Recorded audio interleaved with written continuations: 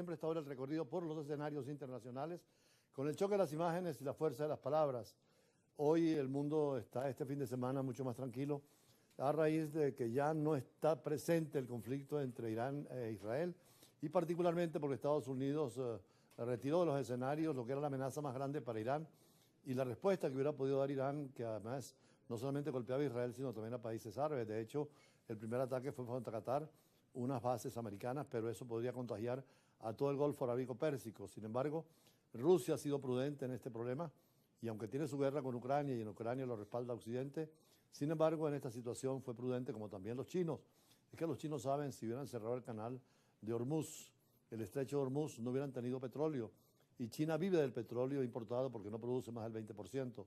Lo cierto es que estamos en tiempos de tranquilidad, pero los conflictos nunca terminan y ojalá que no haya un incidente, un error o una decisión alocada a algún jefe de Estado, porque las guerras se sabe cómo terminan, se sabe cómo empiezan, pero no saben cómo terminan, y algunas por situaciones muy pequeñas, como el caso de la Primera Guerra Mundial por el asesinato, de un asesinato personal, y en el caso de la Segunda Guerra Mundial por la invasión a Polonia de parte de Hitler, pero las guerras son devastadoras, sobre todo ahora con las armas nucleares. Hemos dicho que sí, con armas convencionales tuvimos los daños que tuvimos. ¿Qué sería de esta Tercera Guerra Mundial si hubieran armas atómicas, armas de destrucción masiva como las químicas o las biológicas, que están en arsenales de Estados Unidos, de Rusia, de China, de la Unión Europea, y en el caso nuclear, pues de Francia e Inglaterra, que tienen también reactores nucleares, e incluso al margen del derecho internacional, como Israel, que tiene bombas atómicas, pero también las tiene en Asia, el caso de Pakistán e India, e incluso Corea del Norte y posiblemente Irán ha tenido ya acceso muy cerca al enriquecimiento de uranio, al 90%, con lo cual poder tener armas nucleares. Lo cierto es que mientras esta dinámica por ahora está frenada, sigue una dinámica comercial de confrontación. Ayer el presidente Trump estuvo en la Unión de Países de la Alianza Transatlántica porque Europa quiere perfilar su propia defensa distinta de Estados Unidos. Sin embargo, la OTAN tiene vigencia. Pero en la parte económica, afortunadamente también, este fin de semana tenemos buenas noticias porque China confirmó los detalles de un acuerdo comercial alcanzado con Estados Unidos y señaló que Washington eliminaría una serie de medidas restrictivas mientras Pekín revisaría, aprobaría artículos sometidos a controles de exportación. Esto ayuda a los norteamericanos porque importan mucho de China, pero también a la economía de China porque naturalmente sigue el desarrollo. Las guerras comerciales muchas veces terminan en guerras políticas o en guerras internacionales y es importante evitar ese conflicto, particularmente cuando hay materias primas, y es el caso de Venezuela con el petróleo o de los países petroleros que están en el Golfo Arábico-Pérsico, el mismo caso de Ucrania en relación con Rusia, porque las materias primas son ansiadas y en las relaciones internacionales más que a relaciones de amistad son intereses los que mueven a los países. Por eso es una buena noticia el acercamiento de China y de Estados Unidos dentro del comercio internacional. China confirmó el viernes los detalles de un acuerdo comercial alcanzado con Estados Unidos. El gigante asiático informó que Washington eliminará una serie de medidas restrictivas, mientras Pekín revisará y aprobará los artículos sometidos a controles de exportación. Esperamos que Estados Unidos y China puedan trabajar juntos para implementar el importante consenso alcanzado durante la llamada telefónica entre ambos jefes de Estado, aprovechar el papel del mecanismo de consultas económicas y comerciales, mejorar el consenso a través de la comunicación y el diálogo, reducir los malentendidos, fortalecer la cooperación y promover el desarrollo estable, saludable y sostenible de sus relaciones. Una de las principales prioridades de la Casa Blanca en las conversaciones con China fue garantizar el suministro de tierras raras, metales clave para fabricar baterías eléctricas, turbinas eólicas y sistemas de defensa. Pekín, que controla la mayor parte de la extracción mundial de estas materias primas, empezó a exigir licencias de exportación a principios de abril, una medida interpretada como una respuesta a los aranceles impuestos por el presidente estadounidense Donald Trump. Las dos mayores economías del mundo acordaron en mayo, tras unas conversaciones en Ginebra, reducir temporalmente las elevadas tarifas que se aplican mutuamente a sus productos. China también se comprometió a suavizar algunas contramedidas no arancelarias, pero funcionarios estadounidenses acusaron posteriormente a Pekín de violar el pacto y ralentizar la aprobación de licencias de exportación de tierras raras. Ambas partes acordaron finalmente un marco para avanzar en su consenso de Ginebra, tras conversaciones mantenidas este mes en Londres. Por cierto, es importante en el caso de la Guayana Esequiba considerar que tiene tierras raras, que tiene petróleo, que tiene gas, una biodiversidad inmensa y sobre todo la salida al Atlántico. Por eso Venezuela insiste en la negociación, aunque Guyana escandaliza con las noticias. Ese es un territorio nuestro de 160.000 kilómetros cuadrados. Cabe 100 meses Margarita allí en ese territorio rico en materias primas y ansiado y buscado por las potencias. Allí están metidos los rusos, están metidos los norteamericanos, están metidos los europeos y hasta los chinos. Y en cualquier conflicto, si no llegamos a una negociación como prevé el Acuerdo de Ginebra de 1966, puede haber conflictos y guerras de carácter internacional. Por eso hay que tener hoy, valorizar la diplomacia, la negociación, como pasó ahora en el conflicto Irán-Israel. Se negoció, se conversó. Hoy precisamente en el Nacional de hoy escribimos en el Universal un artículo sobre este conflicto y la importancia de la negociación. Pero en este sentido, Irán pues, ha afirmado que no existe ningún plan para reanudar negociaciones sobre el tema nuclear con Estados Unidos, a diferencia de lo anunciado por el presidente Donald Trump tras la entrega que puso fin a la famosa guerra que ahora se llama las 12 días. Es como los 13 días de la crisis de los misiles de La Habana. Esto quedó como la guerra de los 12 días. Afortunadamente no se prolongó, pero Irán sigue diciendo que tiene capacidad nuclear y el presidente Trump dice que bombardearon y acabaron con todo el proyecto que tienen y que Israel sigue amenazando, dice Irán a Irán. Israel también plantea la tesis de que Irán quiere destruirla. Así que sin llegar a acuerdos, a conversación, a negociación, a buena fe, vamos a seguir con conflictos. Pero esta es la información que tenemos hoy.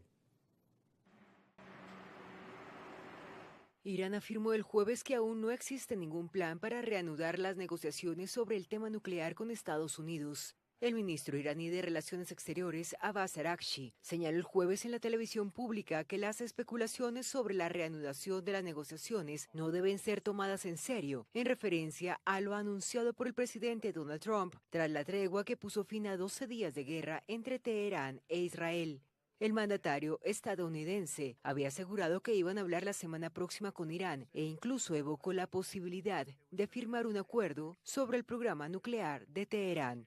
Sin embargo, el sexto ciclo de diálogo sobre el programa nuclear iraní, previsto para el 15 de junio con mediación del Sultanato de Omán, fue anulado por el conflicto desencadenado 2 días antes por el ataque israelí contra Irán. La República Islámica defiende su derecho a desarrollar su programa con fines civiles y niega querer dotarse de la bomba atómica como argumentó Israel para lanzar su ofensiva del 13 de junio. El impacto de los repetidos ataques israelíes y de los bombardeos estadounidenses del domingo contra sus instalaciones nucleares está ahora bajo discusión. El presidente francés Emmanuel Macron alertó que una salida de Irán del Tratado de No Proliferación Nuclear sería el peor escenario después de este conflicto. J'ai déjà eu l'occasion de le dire, pour moi, le pire scénario serait celui où on laisserait l'Iran après ces frappes qui ont... Los ataques estadounidenses fueron genuinamente efectivos en Natanz, Isfahan y Fordo, pero lo peor sería que la consecuencia de esto sea la salida de Irán del Tratado de No Proliferación y, por lo tanto, en última instancia, una deriva y un debilitamiento colectivo.